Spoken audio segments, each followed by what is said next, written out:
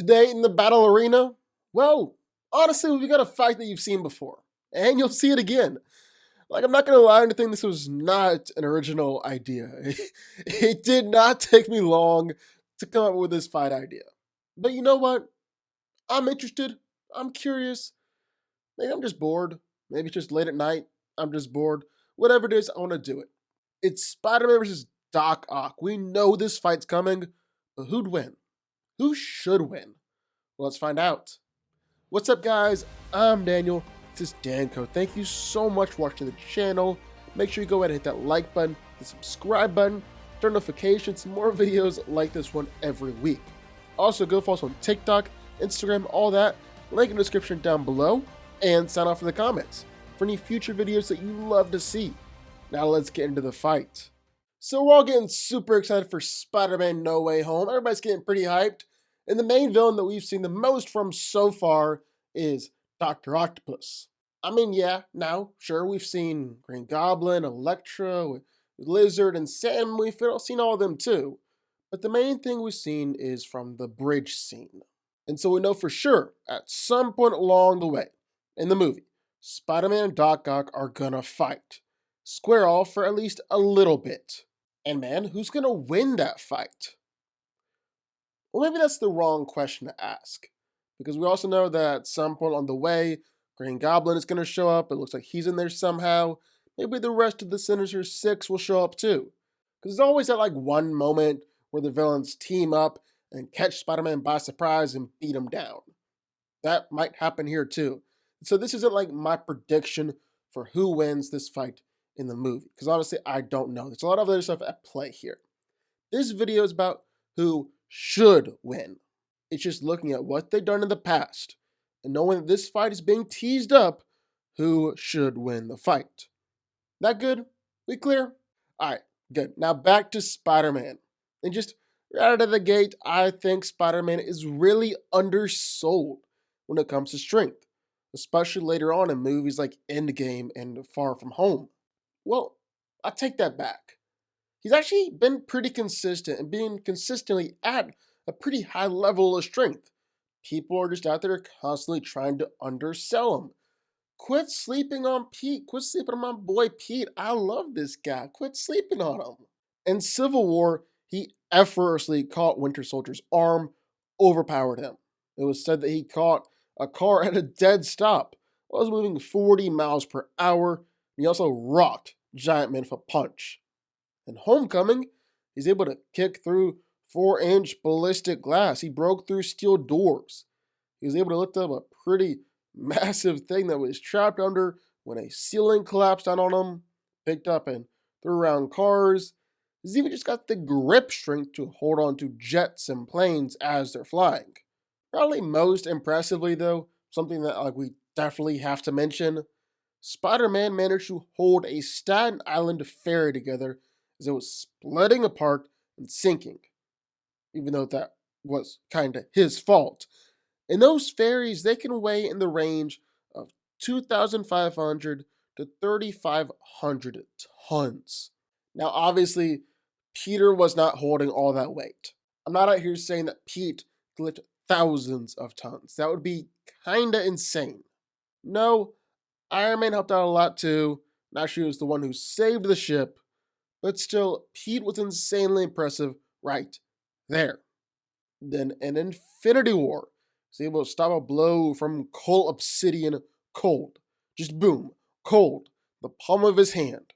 He threw a car at Cold Obsidian, even staggered Thanos with his punches. Let me repeat that, in case you zoned out there for a second. He staggered Thanos with his punches.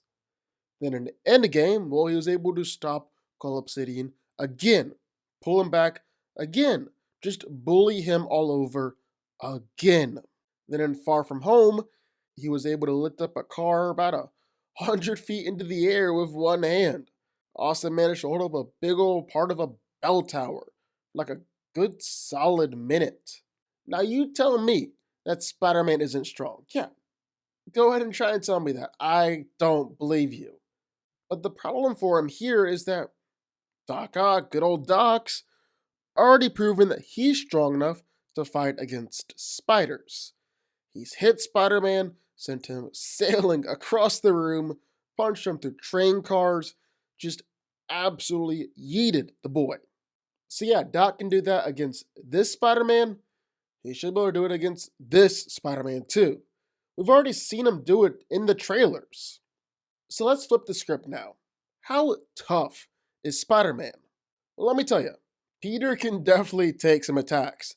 He is surprisingly tough. Like, he is one tough kid. He's been able to take multiple punches from the Shocker. These punches were powerful enough to send him flying all the way through a school bus, and even flip another bus over. He's been tossed around by Obsidian, someone who's about on par with the Hulkbuster armor, and even taken attacks from Thanos, who was slammed into the ground by the big guy. He's had buildings crash down all around him. He's taken massive falls from way up in the sky, or survived an airplane crash. And then Far From Home, he's even straight up got run over by a speeding train. Didn't die. In fact, he's actually able to quickly recover and pull himself up. Or at least do it quickly in regards to the fact that he just got hit by a train. Basically, Doc Ock's strategy of crashing a train, it might not work out this time. And then on the other hand, well, Doc is still just a human. Like, he is. At least he is sporadically. Like, whoever wrote the movie, they were playing fast and loose with his durability, like, the whole time. On one hand, he's getting dazed and confused by Aunt May popping him on the head. On the other hand, well, he's taking all these attacks, really these straight up beatings from Spider-Man, and brushed them off. Just kept on fighting like it wasn't a big deal. So yeah, his durability is a little bit weird. It's kind of hard to land on exactly how tough he is, but it's also definitely safe to say that Spider-Man is the tougher one out of the two. Just like it's safe to say Spider-Man's the faster one. I mean, this is pretty much Spider-Man's bread and butter, being fast and being agile.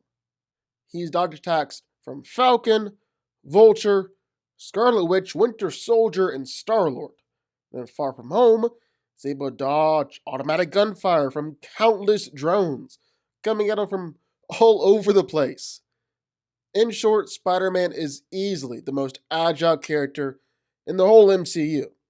And this is just made all the more impressive when you include his spider sense or his Peter Tingle.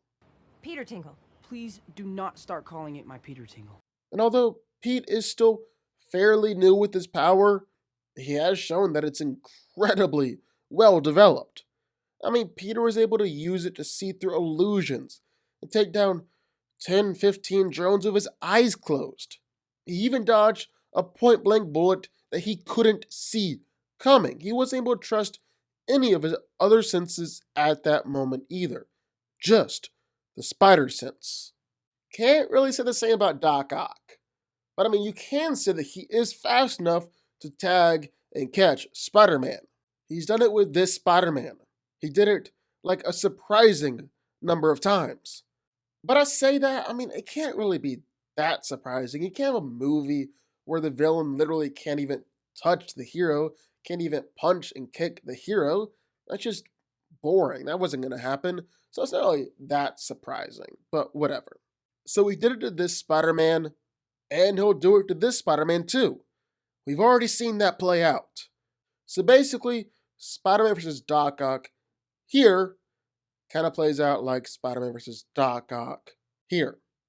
Spider-Man is still stronger, he's still tougher, he's still faster, he's still more agile. I don't think Doc Ock and his tentacles are enough to beat Spider-Man. Give him a good fight? Sure.